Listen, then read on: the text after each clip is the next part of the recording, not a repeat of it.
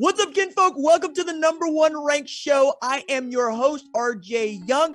Thank you for watching on the Fox Sports app, YouTube, or listening wherever you get your podcasts. Today on the show, we are going to talk with Birmingham Stallions linebacker Scooby Wright about why he decided to join the United States Football League, what it's like for him to be one of the best defenders ever to come out of college football, to say nothing of the Pac-12 and the one award he wanted to win that he did not win, and what it means to be the leader of a defense that is 3-0 and the last undefeated team in the USFL. Also, we're going to get into my USFL inaugural all-name team and the stories behind those names. Very excited about that. And of course, we will go through 1 through 8, the Week 4 Power Rankings in the USFL, a little moving and shaking, as you might understand, with New Orleans and Birmingham having played on Saturday. Okay, let's go talk to Scooby. I'm pleased to be joined by Birmingham Stallions linebacker Scooby Wright. Scooby, how you doing, man? Doing good, man. How are you? I'm good, brother. First, congratulations on being the first and only undefeated team left in the United States Football League. How does that feel? It feels good. You got to keep it rolling and keep getting more and get a Canton and go win the chip. That's the goal. So just keep stacking them. Right on, man. So you won that game against the Breakers, and we'll talk a bit about that. But you showed up for a live hit with a Hawaiian shirt, the mullet, the Oakleys, right? Like it's a whole look and a whole mood with you, man. Where does the attitude come from? Man, I've had that shirt since like 2014, to be honest. So that's just my everyday fit, and those are my everyday workout glasses that I wear. So that's just, I was riding my scooter downtown Birmingham, and that's what I wear. That's what I was wearing. So yeah, I come pull it up to the stadium on my scooter. The man is riding a scooter to the games. I look, one of the things that I really enjoy about college football, and really this look that we are in the 21st century, where we get to see what players are wearing, like the fit is as much a part of the story as anything else. Do you ever rethink what your fit needs to be going into a game? Like my uniform, or like my no, like clothes? What you're walking into the stadium wearing. I mean, it was kind of funny in the NFL, like my rookie year, going into my second year, I really didn't care. And then I remember one time Frosty Rucker, one of the OGs and one of my good friends, he goes, "Scoop," he goes, "Show your excuse my language," but that was one of the things he did, and I kind of took it to the next step and pay a little more attention to it now, because it is look good, play good, feel good. So yeah, that's real. It matters, right? It matters. Yeah. And right now, sleeves are optional. You got the hat on backward. You are a meathead. I'm a meathead. We saw the gallon jug. Oh, looky there. The man is on brand. He's on brand. Yeah. I love this. You gotta get you know what a shark dog is? Yes. I love this. Shark dog. Oh, man. Come on. I had it tatted on me. Oh, that's what's up. So, all right. I've got 22 tattoos. I love to show my tattoos. We're coming into the summer. It's the gun season. Do you ever think perhaps I am living my best life right now and it feels really good? Oh yeah, no, the weather is great out here in Birmingham, and I love it. It's today was probably one of the best days it's been since I've been here, and I thoroughly enjoyed it on my off day. I was out hanging on the pool on the 17th floor, so it's pretty cool. Right on. So the thing that you have going on for you, I think that is important, is the bromance with Coach Holtz. Coach Holtz has been very pro Scooby from the moment he drafted you, and you've kind of latched on to this image of being Danny Bateman in the replacements, and him being Kenny McGinty, and him going, "Get me the ball." But you did that against the Breakers. You come over the top of the offensive line, and you force Kyle Slaughter to give up this ball. I mean, could it be more storybook? Could it be more scripted than that from where you're sitting? I mean, no. I mean, that's honestly the replacement's one of my favorite movies, and Danny Bateman is probably one of my favorite fictional football players in the football metaverse universe, whatever you want to call it. So yeah, no, I'm honestly just super thankful Coach Holtz gave me an opportunity to come play a football game and strap it up, and really give me, and Coach Chavis to really give me an opportunity to go out there and play consistently and really play and show my stuff and show my skills. So I'm very thankful for that. Hey man, Clifford Franklin, only one going up. Clifford Franklin, only one coming down with it. Just, I'm more of a Wilkinson's fan, because I do love the idea of somebody being let out of prison to go play professional football. Like that's where I'm at. Outside of Bateman, who's your guy? Fictional wise? Yeah. I don't know. Well, my dog is named Riggins, so Okay. after All right. after Tim Riggins. So producer and I wear Cat, and I wear she yeah has and I just wear number 33. see, there it is, right there. Yeah. So So producer probably Cat, she just put you to the top of her list of her favorite USFL players. yeah. I'm a Smash Williams kind of dude. I'm a Vince Howard kind of dude. She's all here for Tim Riggins, and I really enjoy Hell that. yeah. Hell yeah. Right on.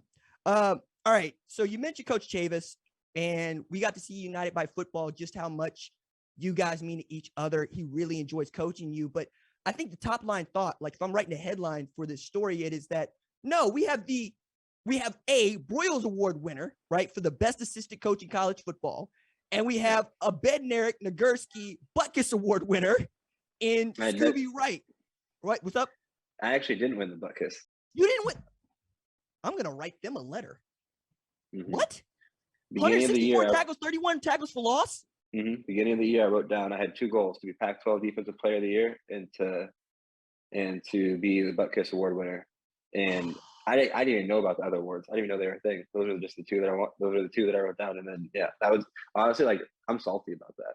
But Eric Kendricks did get it, and he's a hell of a football player. Grant him, props to him. He's a baller. So it is what it is. I mean, credit to you for being gracious about it and, admitting, 1, I made a mistake, 2, that you wanted to win it, but 3, man, the hell with that. Like I watched that year. All right. I don't want to get too far ahead because I want to get to this question though of, okay, do you ever think about, you are one of the great college football linebackers at a time when Coach Chavis is one of the great defensive coordinators in college football. You got Bill Johnson coaching your defensive line, right? You got dudes with Super Bowls and national championship rings around you. Was there a part of this that's going, oh no, we're going to demolish people. We're going to be this good. Yeah, I mean, we have some great guys on our defense and some great coaching. I mean, we talk, we communicate. I mean, I think it just all trickles down from the top. I mean, good coaching leads to good playing, and good playing leads to wins. I mean, when you have guys like D Gates out there balling, being a ball hawk, filling up the score box in production, and our defensive backs and our offense scoring. I mean, when we're firing on all cylinders, we talk, we communicate, and fly around. I mean, we're hard to beat. So, I mean, to be honest, they wouldn't even scored last game if I didn't miss a pick in the end zone. That went right through my hands. And to be honest, that I'm going to think about that play. I'm going to think about that TFL that I missed. As big as a game I had, like I'm the type of person where I think about those 2 plays because those are the plays that I need to make to get to where I want to be. Because those are the splash plays that you need to make. 17 tackles is pretty splashy to me, Doc. Just going to, point that out right quick. You were running around tackling everything that moved between you and DeMarcus Gates. I mean, that's 2 of the best linebackers in this league and y'all on the same team. I wanted to ask though, we call you Scooby. That's what's on the roster. Your given name is Philip. Yeah. I think I've heard this story, but please tell it to the audience. How did you get the nickname Scooby? And what did it feel like for your high school friends to be like, who the hell is Philip? Yeah. So growing up, they used to call my grandpa Big Phil and my dad Little Phil. But my grandpa, he's like, I don't know, 5'7", like 150 pounds, 160 pounds soaking wet. My dad's like 6'1", 6'2", like played fullback, played guard at Long Beach State back in the day. So he's big billboard back type of guy. So when he was growing up, they used to call my dad Little Phil. And then when my dad started growing up and stuff, people would call the house like, hey, can we talk to Big Phil? And then they was like, who's Big Phil? Who's Little Phil? So when I was a baby, my dad was like, screw it, I ain't dealing with that. Your name's Scooby. It was Scoob. And then my sisters just started calling me that. And then before I could even remember, it was Scooby. And then, high school graduation, they said, Philip Anthony Wright III, walk up. Started walking up, and everybody's like, what? Yeah, like my college degree from U of A says Scooby Wright on it. All my firefighter certificates say Scooby Wright on it. So, yeah, it's my name. But it's on my driver's license, it says Philip. So we'll see what happens. Well, you kind of brought up a point there about your CV that I think is important.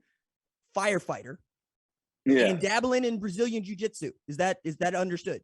Yeah, and a little Muay Thai too. Okay, so I'm telling myself here for a little bit, okay?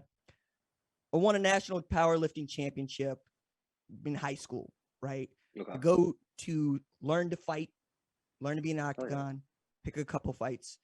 I'm much better on my feet than I am on the ground. So I'm going to ask you, which is more difficult, right?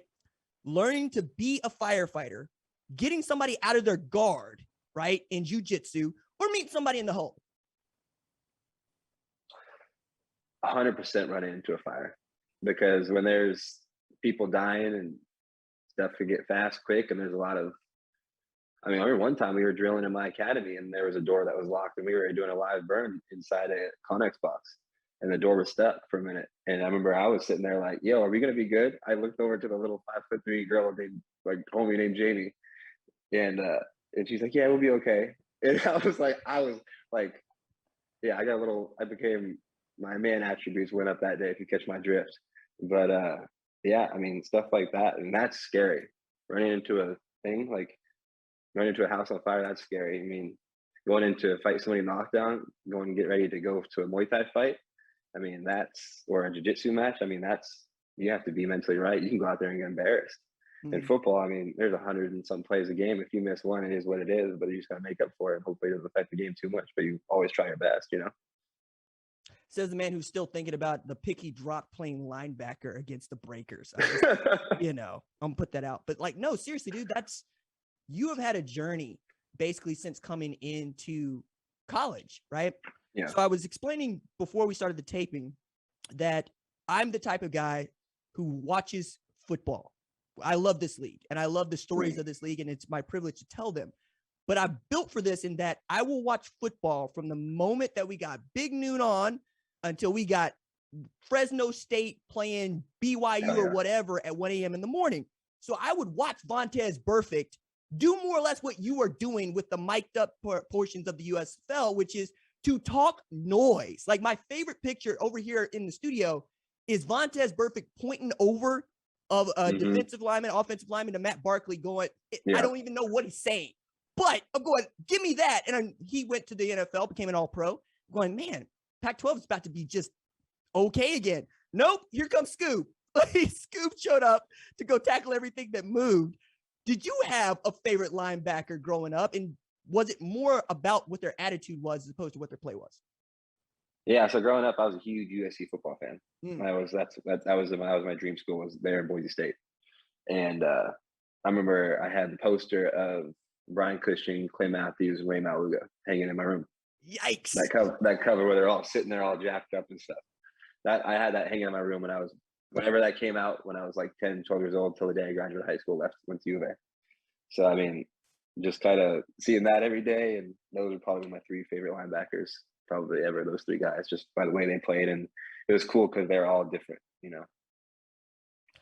I also remember that Cushing was slept on, right? From that trio, because we were all looking at Maluga and we expected him to be the dude. And then here comes Clay, who turns into that dude with Green Bay. And then it's like, I don't know about Brian Cushing, shows up at Houston, turns into being one of their best linebackers ever. So that trio of linebackers for Pete Carroll and whatnot, I remember them as well. I mean, that just pocket of USC is ridiculous. And our director is a USC alumnus, so I hear about it more often than I would care to, being an Oklahoma fan. But I get you on that, and that's pretty cool. Did you ever watch Vontaze at Arizona State? And did you think about Arizona State? No, they never offered me. The only offer I ever had coming out was U of A. Everybody else told me kick rocks. So that was the I remember I went to Cal's junior camp. They said to go look at UC Davis and Sac State, with no disrespect to those schools, great schools. And then I went to UW's junior day, where me and my dad basically walked outside the stadium into the trash cans by Coach Sarkisian. and then they told me, I'll never forget that. That was crazy. But that was really, Arizona was the only school that really gave me, they literally called me out of the blue and said, hey, we want to offer you. Okay, so you're there with Rich Rod and the Hard Edge, right? Made famous. Yep.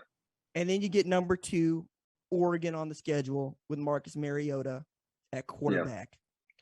What was that game like for you? I remember, if you look back the year before, my freshman year in 2013, that was a crazy, because I think they were getting ready to go to the college football playoffs that year. And if we didn't mess up their season, we're going to the playoffs. And we came out.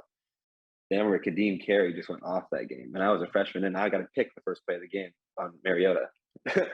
and should have housed it, but got tripped up by the guy the ball was thrown to. Not that I remember anything. But yeah, no, that was that Oregon game. The first year is probably a little more crazy but then they came back and beat us in the Pac-12 championship pretty good. So they had our number that time. Well, I mean, okay, like this is also put in a time capsule, I think, for many college football fans of a certain age, because Arizona's been down, like, you know this, and it's not a secret, but at one point or another, you could go to Kadeem Carey, you could go to Scooby Wright, you could go to Khalil Tate, right? And you could keep pulling out dudes that could play. What do you think needs to happen to Arizona for them to get back to the kind of Wildcat football that you're familiar with? Yeah, so it's kind of funny. That's a great question. I just got off doing a podcast with my boys at the Wildcat Authority, Shane and Eric. But yeah, we were talking about, I guess Arizona had the number one recruiting class in the Pac-12 or something like that. They had the most, quote, star recruits or whatever. And so hopefully if they can just keep building on that, they can. I mean, I think it's so hard nowadays with college football and stuff. It's like it's pro football free agency. You just got to sign a 1-year deal kind of. So, I mean, I think the biggest thing is just recruiting the right guys and having them say it's personal. I think I saw a video of Coach Fish say something about that today, and it was pretty cool. So I think the program's headed in the right direction for sure. Well, I'm going to go ahead and put you on the spot with Coach Fish. Did he follow through and get you your framed jersey? Did you get that yet? Plead the fifth on that. But okay. But I will say though, I got a warm, very, very warm welcome when I went there a few weeks ago. So it was great. They were very it was very welcoming home. Man, look, as far as I'm concerned, that season you played college football is one of the greatest ever. And I had so much fun getting to watch what portions of it I got to watch. But I need to ask, were you in some sort of Zen moment zone, or were you there for the whole thing and present for the whole thing and understanding, no, I'm this good. I can do all of this. Yeah, I think it was more so I had that epiphany my freshman year when I came in, and I remember going to Fort Huachuca, and that was like the first week of training camp, like first week of pads. And I remember, oh my God, these guys are huge. Like these guys, like I'll see an offensive. I mean, coming from high school, I was the biggest guy on the field. I was out there returning kicks, you know. But yeah, going to college and stuff and realizing that you can go hang. I mean, there's a lot more to football than X's and O's and height and weight. You know what I mean? So I feel like I kind of filled those in, and that was kind of led me and put me to the next step, and just kind of that belief in yourself that you can play with anybody. And I think the biggest thing that comes with you can play with anybody is knowing that you put in the work and to capitalize on opportunity. That's where it really comes from. And there was no one who outworked me. So. Yeah. No, I highly doubt that, especially with all the noise you be talking during the games. Like that's something else entirely. Like you better be able to bring it that way. Matter of fact, at one point, I think Kyle Sloter had said something like 63, calling out the protection, and then he changed to 53. And I think it was you I heard saying it don't matter. Is that right? No, there was one time I called out their player. They tried to run a split zone, and I called out the play. I told the linebacker before the play, I was like, "Hey, the ball's here." He looked at me. He goes, "Okay." I was like, I really told him. I was like, "Hey, I'm blitzing." Yeah, because like me and Gates, like we have that. Like we play very well together. Me and Marquise Gates, we play really good. Yeah, I mean, we play really good together. We talk, we communicate really good, and I feel like when you have that type of relationship with a guy playing next to you, you can go out there and make plays like that and go do that type of thing. So it's pretty cool that we can go out there and do that and play sound football. It's fun, man. I mean, I've come to call that dude the dentist because of the floss pick and whatnot. You know? and then I come to find out, yeah, I found it come to find out he throw up the hooks too, and I'm all for it, right? He will understand. Yeah. He will understand. And you understand, apparently, going, hell yeah. All right.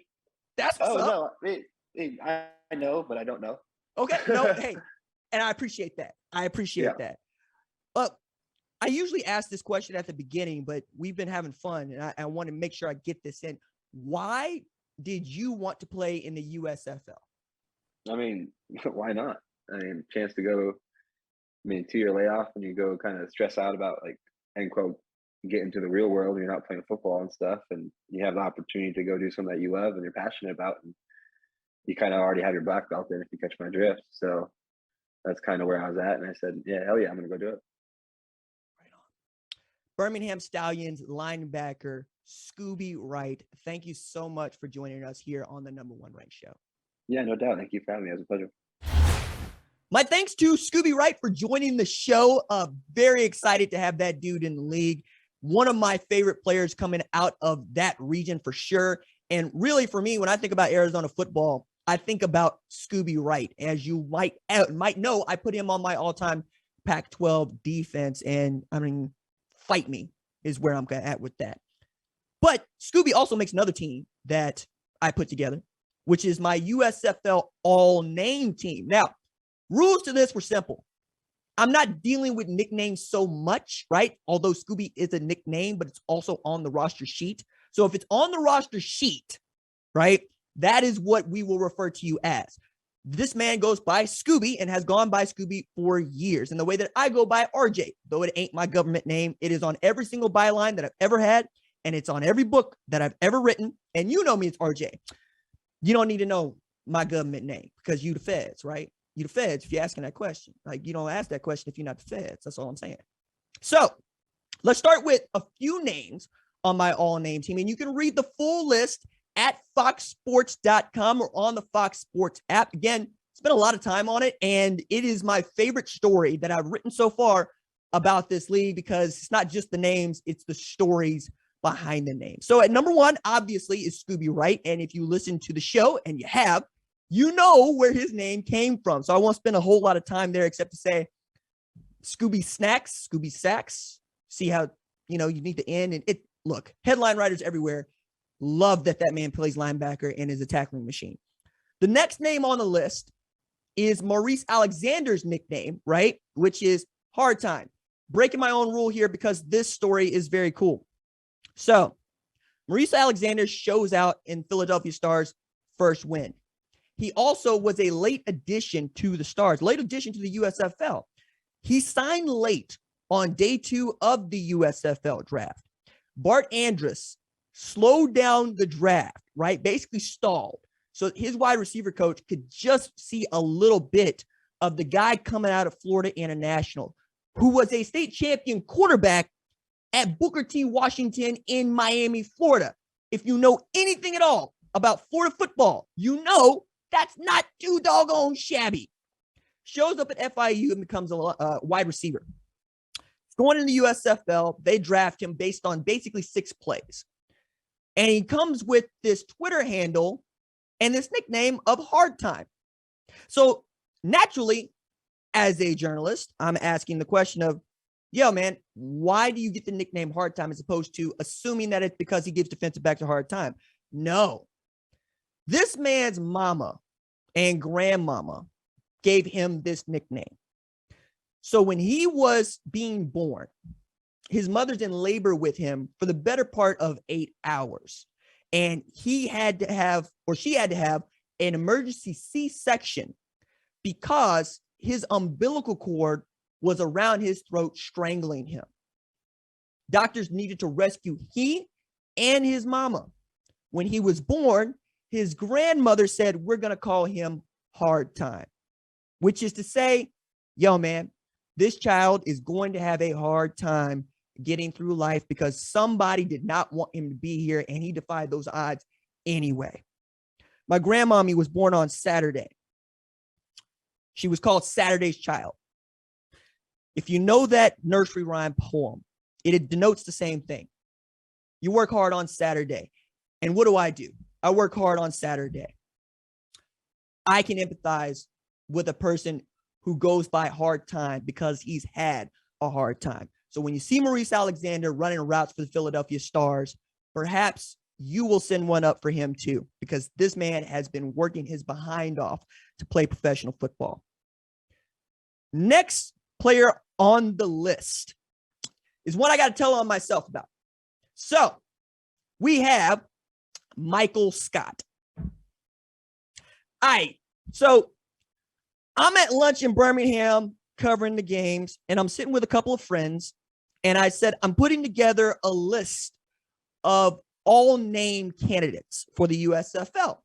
So I share this list, and one of my friends looks at the list. It says, there's no Michael Scott here. And I said, pray tell, why should Michael Scott be listed on this all-name team? To which my man said, RJ, have you ever seen The Office? And I'm like, yeah, I've seen like the memes. I've seen the jokes. But To America's over here, man. Like, I'm watching in living color. I'm watching Atlanta. I'm not really on the Office train, okay? I'm over here on Dave Chappelle and his sketch comedy over there, right? Back in the day when you could still watch that sketch comedy on things like Comedy Central. Key and Peele, I'm over there, right? And they're going, hey, man, you got to put Michael Scott on this list because Steve Carell made that character into who he is. I brought this to Michael Scott, who plays for the Tampa Bay Bandits. And I asked him, yo, man, do you know about this meme and this joke that is related to your name? And he's like, do I ever? And he was giddy about it. Now, it gets even better than you might think because he's not the only Michael Scott in his family. He's actually got a baby brother who's also a Michael Scott. We'll get into a little bit more about that a bit later on as I mention some other names. But he also was kind enough to give me his favorite Michael Scott quotes because he's seen the series and he's watched it at least twice. That's what she said, which I did not know was a Michael Scott quote. But you know what? Seeing as I used that joke, fine, whatever. He said, they said, it worked for whomever wants to do it. Number 2 on the list. Hey, Michael Scott. Hey, Michael Scott. What you gonna do when your dreams come true? Apparently, this is a song, and I went to go look it up, and his friends sing it back to him, and he gets a really big kick out of it. And then his last and favorite quote from The Office related to Michael Scott is, I would not miss it for the world, but if something came up, I definitely wouldn't go. Which, okay, I get it, because what I understand about this character is he's doing all the things that you're not supposed to do. It's almost as if this character looked at whatever human relations said the guide was to being an excellent boss and decided to violate all of them. My favorite joke that I saw that I didn't know came from The Office itself, but I knew came from him, was the whole quote that is attributed to Wayne Gretzky that he attributed to himself. Again, it is a glaring hole in my pop culture game. And seeing as I pride myself on my pop culture game, I should probably go do the watching and the viewing. But I've seen enough to see that they play basketball and my man Michael Scott selects the black dude first because obviously, and that all goes downhill because, well, of course it does, right? I'm here for this. I can understand. I just got to do the work myself. Okay, next on the list is Mazzy Wilkins. So this was interesting in that I saw the name and I'm thinking, okay, I think I know what that means. But does he know what that means, or is he going to tell me that it means something different? So I asked Mazzy, who named you? Which is a name that which is not a name, which is a thing that I've asked many of the players that are on this list. He said, my daddy named me. And I said, what does your name mean? He says, it means sir. And I said, okay, so that's Igbo, right? Southern Nigerian in dialect and language. And he told me he didn't know, but he was going to track it down because I was like, yo, man, I'm not going to say that it's that if I don't know it's that. And I'm not going to have your daddy coming to get me because I wrote the wrong thing on foxsports.com. Just not going to go out like that. So he did me the favor of going to find out, yeah, it is Igbo.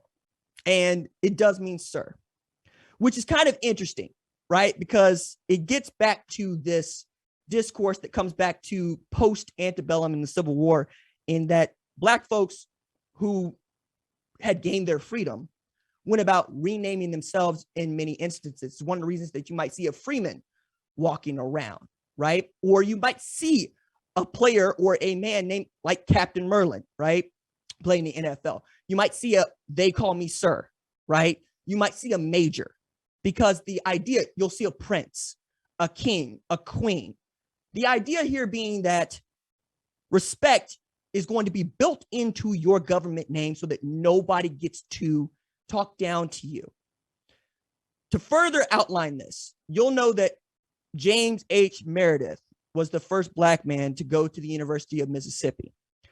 But what many folks don't know is that his daddy, Cap, named him J.H. Meredith. The idea being here that you give this man the initials, nobody gets to talk down to him by calling him by his first name. Back at a time when you didn't do that in polite company, you call somebody Mr. whatever their last name was, right? And to more or less talk down to these men, they would call them by their first names. Here in Tulsa, we had John Baptist Stratford, who was J.B. Stratford. You called him Mr. Stratford. So you start building in these ways in which your children would not be talked down to. So you name them JH, which is to say that James H. Meredith need to pick James out so that they could put it on his enrollment form to go to the University of Mississippi because JH wasn't going to cut it. I kind of love that as a story. All right. So in there kind of falls in line, Madsey Wilkins, with Micah Abernathy. Some of you will know the last name Abernathy because his granddaddy is Reverend Ralph Abernathy. Civil rights, that's a titan. Reverend Abernathy helped raise Dr. King to be a senior pastor. He's born in Linden, Alabama, right? Walked hand in hand, right-hand man with Dr. King as they are doing the doggone thing in the 1960s. That's his granddaddy, okay? His brother's name is Ralph Abernathy IV, okay? His daddy's name is Ralph Abernathy III. They're all coming from Reverend Abernathy, who had named his late child Ralph Abernathy II, since Ralph Abernathy III, and so forth, so on. But it is not uncommon in some families for boys to share the name of their father, no matter how many boys there are. I believe George Foreman's got like 7 George Foremans in his family, right? That are all boys. But I thought this was interesting to point out, one, because of the tie to Birmingham and understanding what Birmingham means in the struggle for civil rights, but also because not everybody understands that Dr. Martin Luther King Jr. was not born Dr. Martin Luther King Jr., okay? He was born Michael King because his daddy's name was Michael King. And for the first about 5 years of his life, he went around as Little Mike, being his daddy was Big Mike. Big Mike took a trip to Europe, around the world, learned about Martin Luther, came back, told the Atlanta Daily World, I'm changing my name. My name is no longer Mike. It is Martin Luther King, and my son's name is now Martin Luther King Jr. One of my favorite stories, because you got a child that had been going by Mike or Little Mike, who all of a sudden is Martin, okay? It's also cool because he didn't really take to it until he was much older. And you got to understand about Dr. King, he's a singular figure, which you'll know, but the man graduated high school at 15, graduated Morehouse at 19, got his PhD at 26, and then did what he did before he turned 40. Keep it 100 when you talk about Dr. King. But I also found it interesting that, you know what, if your daddy want to change your name, he can change your name, but that's who you're going to be. Shout out again to my grandmommy, who was contemporaries with Dr. King and just would simply call him Martin when she referred talking to him. And I'd be like, Grandmommy, don't nobody else do that. She's like, well, I knew him, just like I knew Andy, Andrew Young.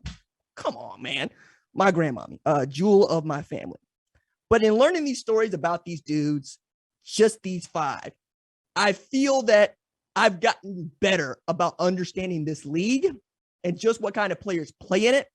And that behind every name, even the nicknames, there is probably a really doggone important and good story. So please go check out the story that I wrote. It's about 2,100 words about these players and their names. Woody Brandum's in there. He's named after a Cheers character. He also was like a resemblance to Rob Gronkowski, and on it goes. Like, I got so many good stories out of these guys, and they were all gracious in telling me. Like the one about Pro Wells, go check that out. That's remarkable. And he didn't even make it into the show. Okay. Now, we need to talk about our power rankings.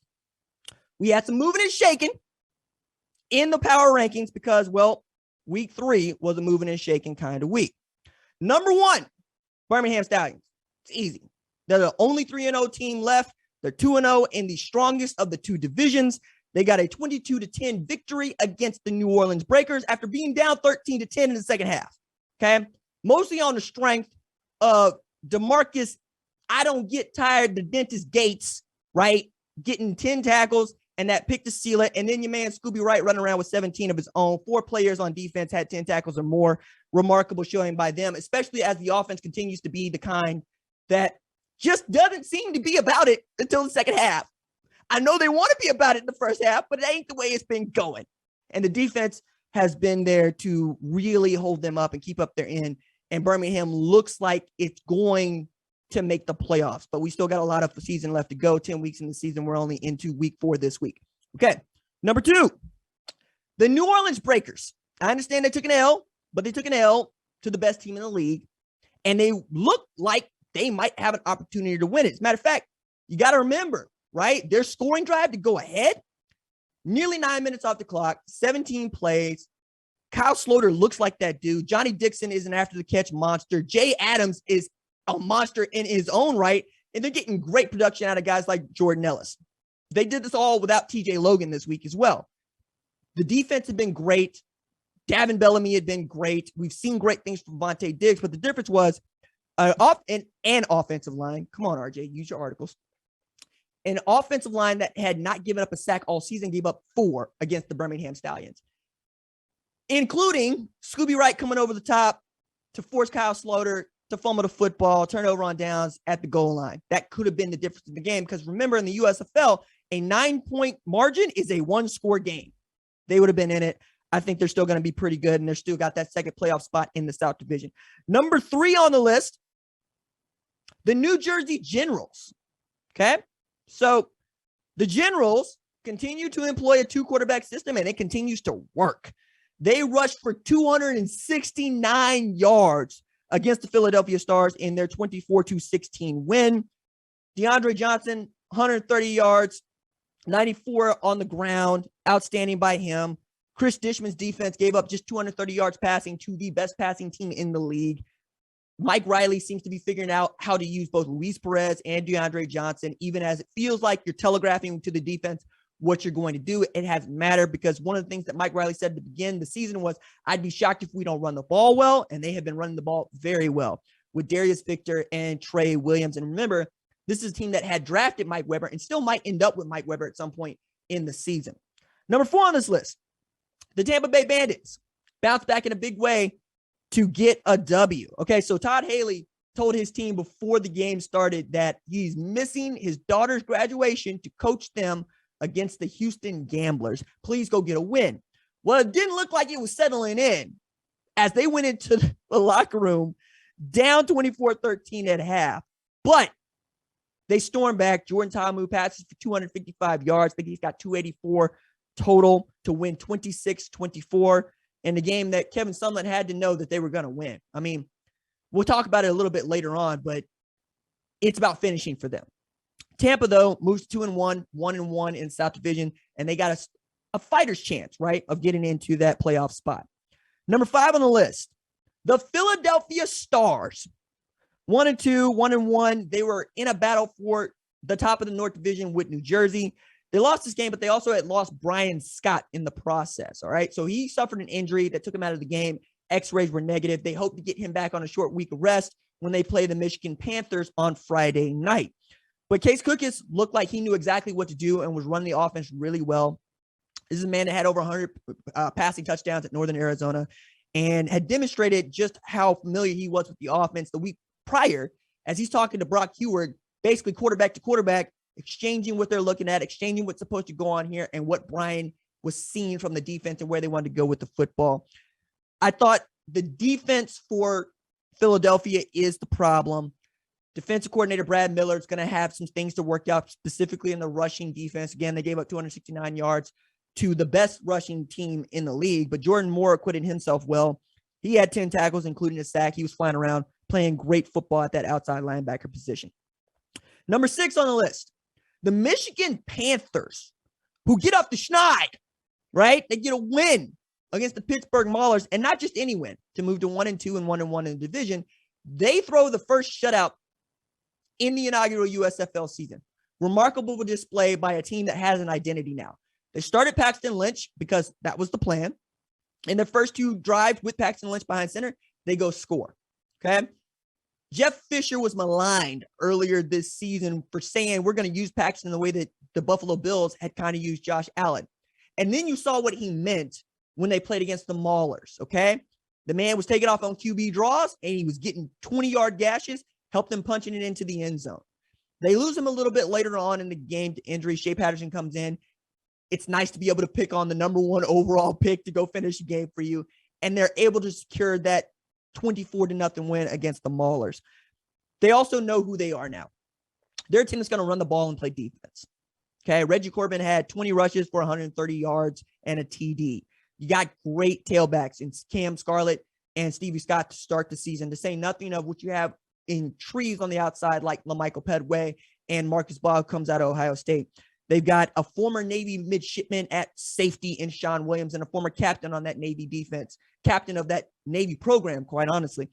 You're going to be in good shape if you're Jeff Fisher, but it's nice to get a win so that you can still be in contention to fight for one of those playoff spots in the North Division. Number 7 on the list, Houston Gamblers. Okay. After starting what I thought was pretty decent to open the season, they're now 0-2 in their division and coming off of what I thought was the best performance that they had seen by the offense all year, right? You got 240 yards passing out of Clayton Thorson, a dude that I said needed to figure it out and did. And you got 147 yards rushing by the league's leading rusher in Mark Thompson. Feed that man the rock. It's about finishing games for them because in both instances the last 2 weeks, they had opportunities to win games and they just went through their fingers. I know that Kevin Sumlin's got to be frustrated about this, but he can take something from, hey, man, Reggie Northrup's playing his behind off. Donald Payne is playing his behind off. Manny Bunch is playing his behind off. Mark Thompson's rushing the ball well. Clayton Thorson's figuring it out. You got dudes. It's about putting it all together for one complete game of football. But I think they're going to try to do that later this week. And obviously, they're going to be a team to watch along with Tampa because that South Division is just loaded. And then at number 8, Pittsburgh Maulers, the only winless team in the USFL left. Really, really, really just mad about this because it feels like the Maulers have been in most games, like at least 2 of the 3 that they played, and they had opportunities to go get stuff done. And they had some really great plays. So Carlo Kemp has a punt block against the Michigan Panthers. They can't turn that into points. You're forced to pull Josh Love for Kyle Lauletta after it felt like Josh Love was going to be your starter from here on out. You're getting great play out of guys like Bailey Gaither at wide receiver. Madre London is a dude that's coming on as a tailback, a guy they signed late. Garrett Groshek is doing the work of being your battering ram up front. And your defense has been playing pretty doggone good. I've really been inspired by what Trey Tarpley has been able to do and Kayaiva Tizino and what he's been able to do. But, like, you want to get a win if you're Pittsburgh. And I know that Kirby's got to be frustrated by all of this, especially this being his first opportunity to be a head coach ever, let alone in a professional setting. But they average 4.7 yards per carry. They rush for over 100 yards. They're good things to take away from this. But, again, winning cures a lot. And they got to figure it out in a hurry as they're going to face the North Division's best team in New Jersey later this week. But I dare say the Maulers are going to be a team that nobody wants to play come late May. All right. That is our show today. My thanks to Scooby Wright for joining the show. Producer Cat, just handling it. Just handling it, right? John Marcus, our director. Tyler Wojak, our associate producer. Rachel Cohn, our lead of screening. Javion Duncan, our social media maven. They make this show go and make my job easy. That is it for me. Deuces.